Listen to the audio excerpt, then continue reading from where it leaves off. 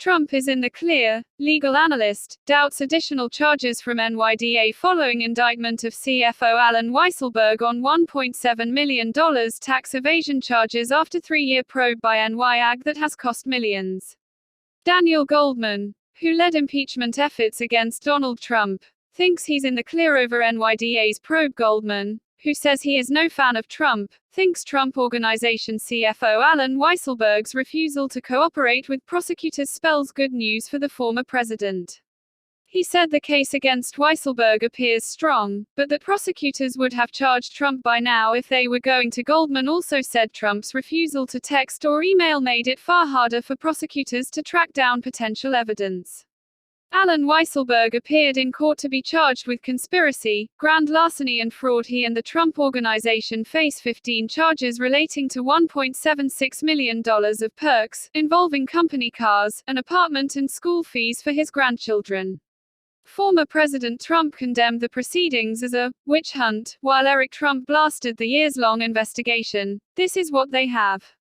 New York Attorney General Letitia James hinted that there was more to come, saying probe would follow the facts and the law wherever they may lead. An attorney who was involved in legal team in the impeachment of Donald Trump, Daniel Goldman, has said he does not believe the Manhattan District Attorney will bring any additional charges in the investigation.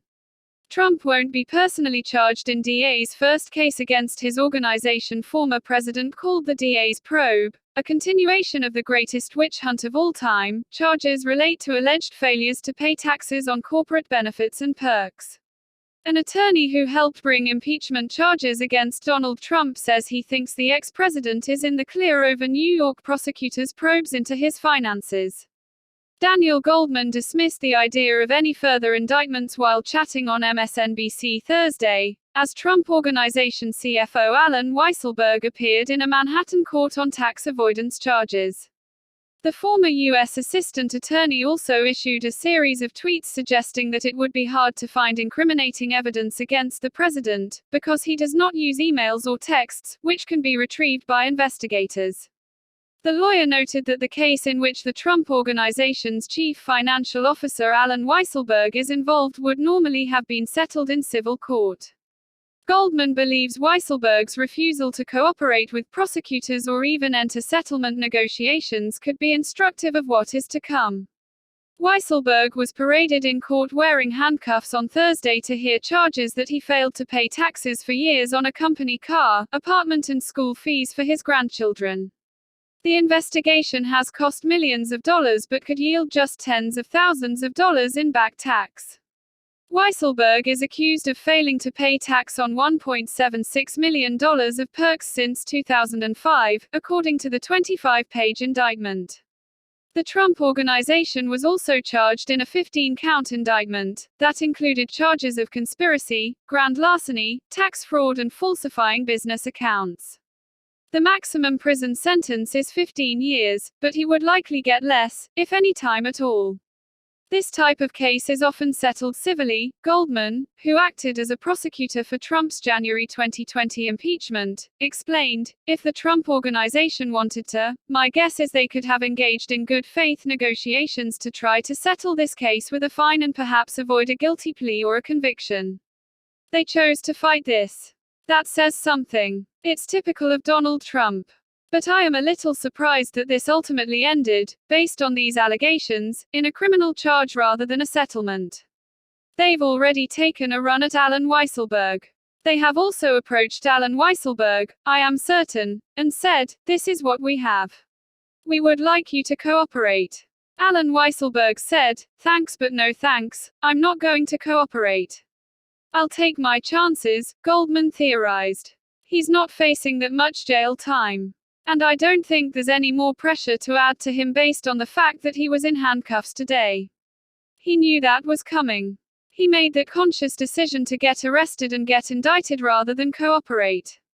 And so I don't think we have any good reason to suspect that he is going to cooperate down the road. So I don't see why there would be additional charges against the Trump Organization unless new evidence comes in. My guess is that they've evaluated this evidence. I don't really see any statute of limitations issues in this indictment that would have required them to do this now as opposed to later, which could be a reason why they're going to bifurcate any charges. So, it's a little confusing to me if they have more, why they would charge this. And for that reason, common sense leads me to believe that they're not going to have any more. Goldman made similar points in a series of tweets where he explained how he believes there is unlikely to be any further charges. He wrote, "A short explanation of my analysis of the Trump org indictment. 1. The allegations laid out in the indictment are powerful, persuasive and backed up by a lot of evidence. The scheme was premeditated and blatant cheating over a long period of time. The indictment is impressive. Weisselberg and the other unidentified employees referenced in the indictment should be charged with these crimes.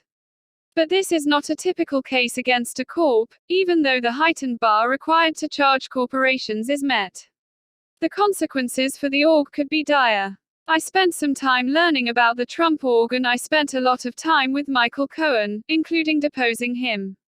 Based on my knowledge and experience, it is my belief that Weisselberg's cooperation is likely necessary to charge Donald Trump, who does not email or text. As a former prosecutor, it is my experience that when you want to flip a defendant, you throw everything you have at him. I'm assuming that is what the DA did with ORBC that provides the most leverage. Defendants are more likely to cooperate if they face a lot of jail time. Because of AW's position as the financial, accounting hub of the two, I suspect he would have been involved in any other fraudulent activity, insurance fraud, loan fraud, accounting fraud, or corporate tax fraud. Thus, the DA would wait to see if he could charge Orr with more. Orr declined to cooperate pre-indictment, so they charged him with what they had. That means they likely don't yet have a case to make on other fraud. But they likely would not have rushed this indictment if they might get there on other fraud and gain more leverage against Orr. Goldman added, "As a result, my educated guess is that this is all they will charge Orr with. And while it is a serious and brazen crime that should land him in jail, he has made the decision not to cooperate and I don't think that will change. Ordinarily, the co is the last one charged in a case because you want to flesh out all of the individuals and see who cooperates. So it would be very unusual to charge the co twice. I have no doubt they will continue to investigate and perhaps other lower-level PPL will flip. But this is why A. I think these are all the charges against Weisselberg, B. I don't think he will flip, C. I don't think Trump will be charged, and D. I don't think the Trump org will be charged with anything else." 2 final thoughts. Insurance fraud, accounting fraud and loan fraud are very difficult cases to make. You need admissible evidence that proves every element beyond a reasonable doubt, including knowledge and intent. For someone like Trump who does not email, it's even harder.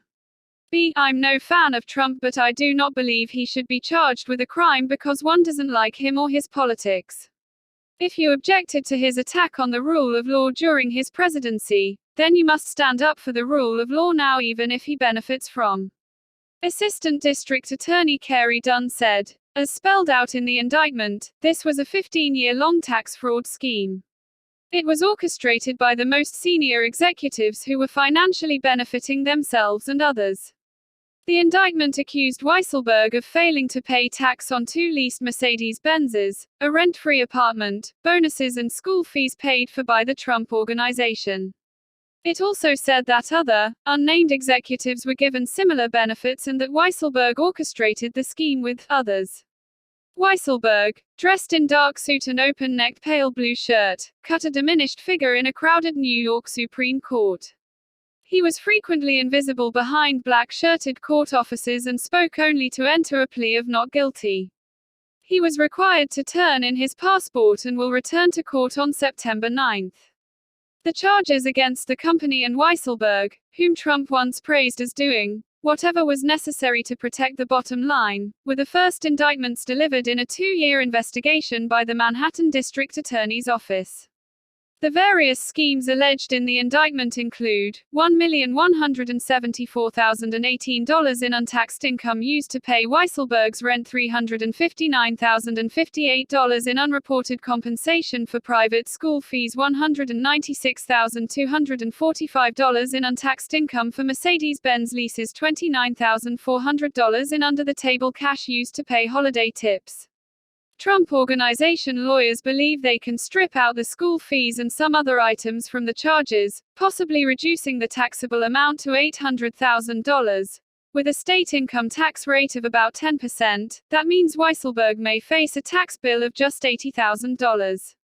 But the real target may be creating enough leverage to persuade him to flip, according to Michael Cohen, who was sentenced to 3 years in prison for crimes related to his work as Trump's fixer. Weisselberg now knows what handcuffs feel like as well as being placed in a cell, he told DailyMail.com.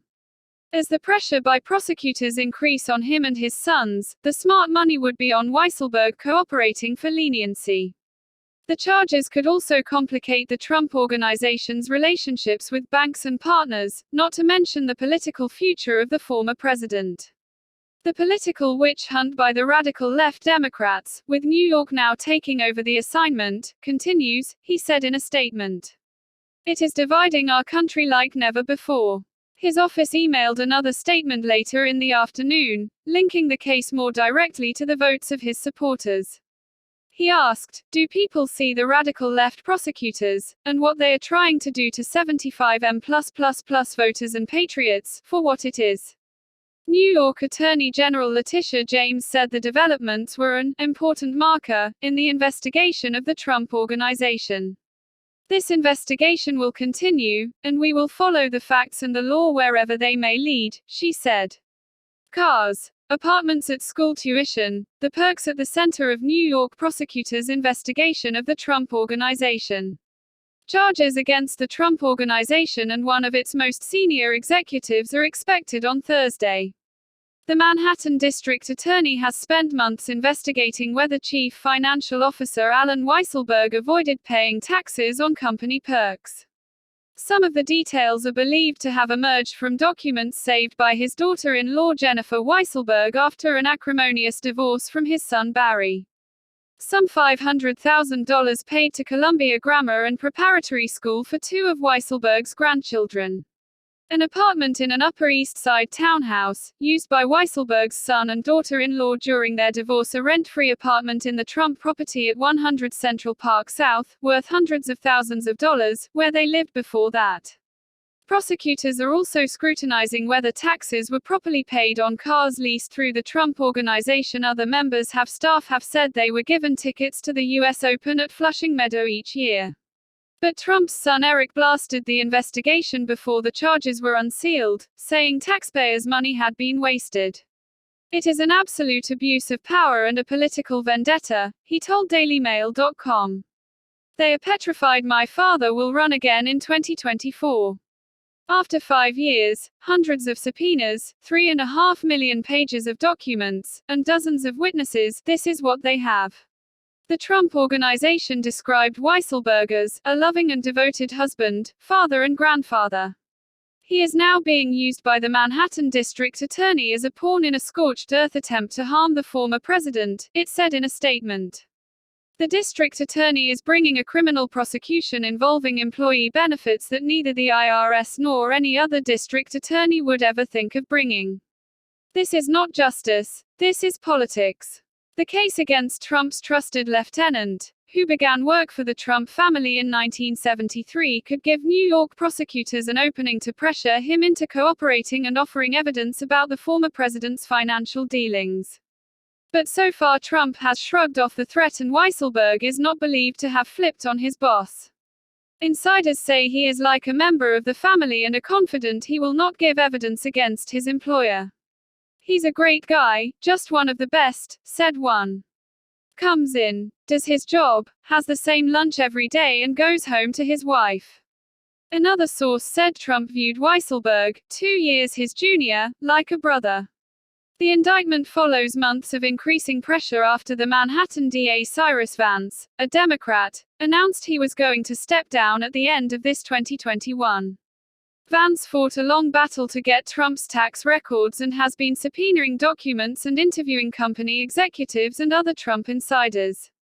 Trump did not respond to reporters' shouted questions about the New York case as he visited Texas on Wednesday, but earlier in the week, the Republican had blasted the prosecutors as rude, nasty, and totally biased, and said his company's actions were standard practice throughout the U.S. business community, and in no way a crime. Just how essential Weisselberg would be to prosecutors is a matter of debate, with high-stakes relevancy. Trump.